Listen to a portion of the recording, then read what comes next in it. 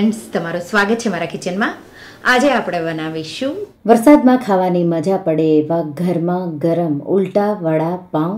વડાપાઉંની ચટણી સાથે એકદમ ટેસ્ટી એવા. જો ક્યારેય તમે ઉલટા વડાપાઉં ઘરે ન ટ્રાય કર્યા હોય તો એકવાર જરૂરથી ટ્રાય કરજો, તમને ખૂબ જ ભાવશે.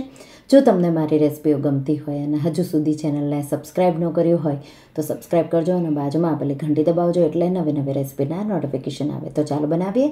તો પહેલાં આપણે વડાપાઉંની ચટણી માટે એક મુઠ્ઠી જેટલા શીંગના દાણા લેશું અને એને ક્રિસ્પી થાય ત્યાં સુધી પહેલાં શેકી લઈશું. તો શીંગના દાણાને થોડી શેકાતા વાર લાગે એટલે પહેલાં મેં એ ઉમેરી દીધા. આ રીતે શીંગના દાણા થોડા ક્રિસ્પી થઈ જાય એટલે 3 ટેબલ સ્પૂન સૂકા નાળિયેરનું ખમણ અને 2 ટેબલ સ્પૂન સફેદ તલ ઉમેરી મિક્સ કરી એને આપણે 2 મિનિટ જેવું થોડું અરોમેટિક સારી એવી સુગંધ આવી જાય ત્યાં સુધી શેકી લઈશું. તો શેકાઈ ગયું. હવે 6 થી 7 લસણની કળીઓ ઉમેરી અને થોડી સેકન્ડો માટે પાછું શેકી ગેસની આંચ બંધ કરી દઈશું અને આ મિશ્રણને ઠંડુ થવા દઈશું. તો હવે મિશ્રણ ઠંડુ થઈ ગયું છે. આપણે એને મિક્સર જારમાં ટ્રાન્સફર કરી દઈશું અને સાથે એમાં 1/4 ટીસ્પૂન જેટલી હિંગ, સાથે મીઠું સ્વાદ પ્રમાણે. તો અહીંયા આપણે 1 ટીસ્પૂનથી થોડું ઓછું મીઠું અને 2 ટીસ્પૂન જેટલું કાશ્મીરી લાલ મરચું. થોડો વધારે કલર સારો જોવે તો થોડું વધારે પણ ઉમેરી શકો છો. અને તમે જોઈ શકો છો પરફેક્ટ એવી વડાપાઉંની સૂકી ચટણી તૈયાર છે. હવે આપણે વડાપાઉંનો બટેટાનો મસાલો બનાવી લઈશું. એના માટે એક પેનમાં 1 ટેબલ સ્પૂન તેલ ગરમ કરીશું. એમાં 1 ટીસ્પૂનથી થોડી ઉપર રાઈને થોડી ફૂટવા દઈશું. રાઈ જેવી ફૂટવા લાગે એટલે 1 ટીસ્પૂન જીરું ઉમેરી દઈશું. સાથે આપણે એમાં 2 ટેબલ સ્પૂન આદુ મરચાં લસણની પેસ્ટ, 7 થી 8 લસણની કળીઓ, 4 લીલા મરચાં અને એક નાનો ટુકડો આદુનો લઈ પેસ્ટ બનાવી મેં 2 મિનિટ જેવી સાતળી.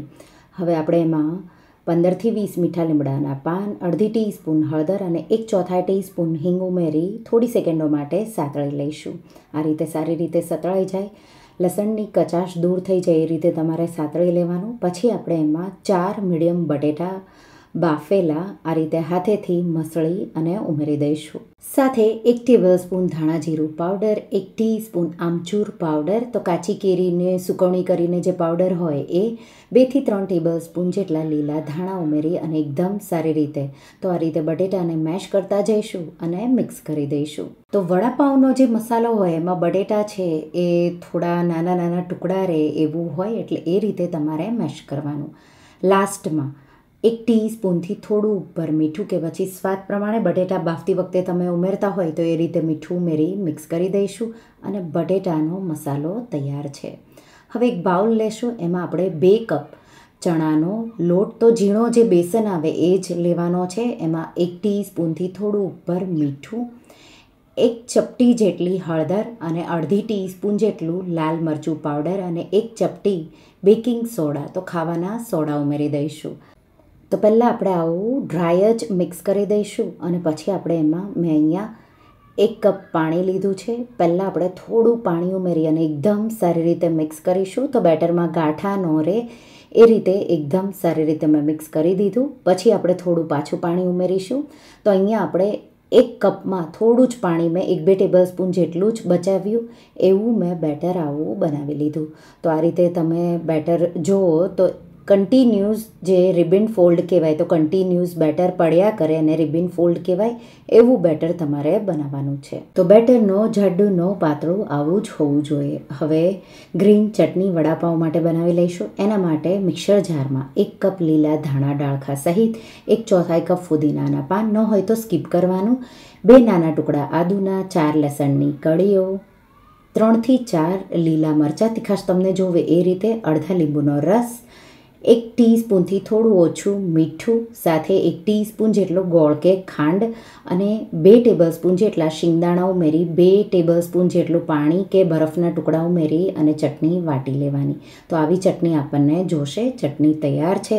હવે આપણે લાદી પાવ લેશું. તો અહીંયા લાદી પાવ નાના હોય એ પસંદ કરવામાં, એટલે એકદમ સારા એવા બનશે. બહુ મોટા લેશો તો બહુ જ મોટા બનશે અને તમને તળતા ટાઈમે પણ ફાવશે નહીં. તો આ રીતે મેં 8 હું ઉલટા વડાપાવ બનાવી રહી છું તો 8 લાદી પાવને મેં આ રીતે વચ્ચેથી કટ કરી તૈયાર કરી લીધા. પહેલાં આપણે જે ગ્રીન ચટણી બનાવી એ બે સાઈડ લગાવી દઈશું. બાળકો માટે બનાવવાના હોય તો ઉપરની સાઈડ તમારે ટમાટો કેચઅપ લગાવી દેવાનું. તો આ રીતે બહુ તીખો એવો ટેસ્ટ બાળકોને પણ નહીં આવે. અને આ રીતે આપણે એમાં 2 ટેબલસ્પૂન જેટલો બટેટાનો મસાલો અને એના પર આપણે જે વડાપાવની સૂકી ચટણી બનાવી એ ઉમેરી દઈશું. અને થોડું ચીઝ. તો ચીઝ ઓપ્શનલ છે, તમારે ઉમેરવું હોય તો ઉમેરવાનું. ઉમેરશો તો બહુ સારો એવો ટેસ્ટ આવશે. તો આ રીતે હવે આપણે એને આ રીતે બંધ કરી દઈશું. તો આ રીતે આપણે બીજા બધા જ વડાપાવ તમારે તૈયાર કરવાના છે. તો આ રીતે હું તમને હજી એક બતાવી દઈશ. તો વચ્ચેથી કટ કર્યું હોય બે સાઈડ લીલી ચટણી લગાવી દેવાની. બટેટાનો મસાલો તો અહીંયા 2 થી 3 ટેબલસ્પૂન જેટલો, બહુ વધારે નહીં, નહીંતર બહુ જ મોટું વડાપાવ બનશે. અને આ રીતે આપણે ઉપર સૂકી જે ચટણી બનાવી એ થોડી ઉમેરી દઈશું, થોડું ચીઝ ઉમેરી દઈશું અને પાછું આપણે એને આ રીતે એકદમ સારી રીતે ટાઈટલી પ્રેસ કરી દઈશું. તો આ રીતે મેં વડાપાઉં તૈયાર કરી લીધા છે. હવે આપણે એને ફ્રાય કરવા માટે જે બેટર બનાવ્યું છે એમાં આપણે આ રીતે ડીપ કરીશું. તો આ રીતે ફરતું પહેલાં કોટિંગ કરી લેવાનું, પછી આ રીતે ઉપર નીચે કોટ કરી લેવાનું. તેલ ગરમ થઈ જવું જોઈએ, બરાબર ગરમ થઈ જાય પછી ગેસની ફ્લેમ મીડિયમ હાઈ રાખવાની. આ રીતે વડાપાઉં ગરમ તેલમાં ઉમેરી દઈશું અને પછી આપણે એને બીજી સાઈડ પણ આ રીતે સાઈડ ચેન્જ કરી બે સાઈડથી સારું એવું તળાઈ જાય તો કાચું ન રહી જાય એ રીતે તમારે 1 મિનિટ જેવું તો અંદર સુધી ફ્રાય અને ગરમ થાય એટલા માટે તમારે એને મીડિયમ હાઈ ફ્લેમ પર તળવાનું. તો આ રીતે બીજું મેં વડાપાઉં ઉમેરી દીધું. આપણે પહેલાં એને 1 મિનિટ એક સાઈડથી આમ જ ફ્રાય થવા દઈશું, પછી આપણે એની સાઈડ ચેન્જ કરી લઈશું અને પછી આ રીતે ક્રિસ્પી એવું અને થોડી ગોલ્ડન એવું કલર આવી જાય એટલે આપણે વડાપાઉંને બહાર કાઢી લઈશું. તો આ રીતે ઉલટા વડાપાઉં તમે જોઈ શકો છો તૈયાર છે. ગરમ ગરમ જ તમારે એને સર્વ કરવાના. મેં બધા બનાવી અને બધા રેડી કરી લીધા. તો તમારે પહેલાં સ્ટફિંગ તૈયાર કરી અને રાખવાનું, પછી જ્યારે ફ્રાય કરવા હોય ત્યારે ઝટપટ ફ્રાય કરી તમે સર્વ કરી શકો. તો આ રીતે ગરમા ગરમ ઉલટા વડાપાઉંને તમે સર્વ કરો. વચ્ચેથી આપણે એક વડાપાઉંને હું અહીંયા ક્રોસમાં કટ કરી રહી છું. તો આ રીતે ક્રોસ કટ કરી અને તમે જોઈ શકો છો એના સ્ટફિંગના લેયર. તો પાવ, ચટણી, લાલ ચટણી અને બટેટાનો મસાલો તો એકદમ પરફેક્ટ એવા અને ખાવામાં ખૂબ જ ટેસ્ટી એવા.